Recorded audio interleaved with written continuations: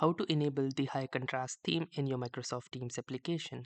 So hey guys, welcome to this tutorial. In this tutorial I'll be guiding you through the exact steps on how you can easily enable the high contrast theme for your Microsoft Teams. So in order to start, the first thing that you will need to do is click onto these three dots which will say settings and more. Once you click here, you can click onto the settings option, or you can also alternatively use the shortcut control plus the comma key.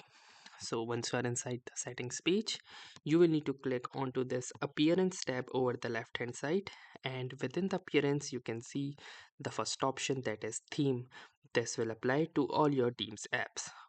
Now from here, under this drop down, simply click over here and choose the last option, that is high contrast. Once you click high contrast, you can see that now all of your Teams interface is appearing in this high contrast theme. So that was all for this tutorial. Thanks for watching and have a nice day.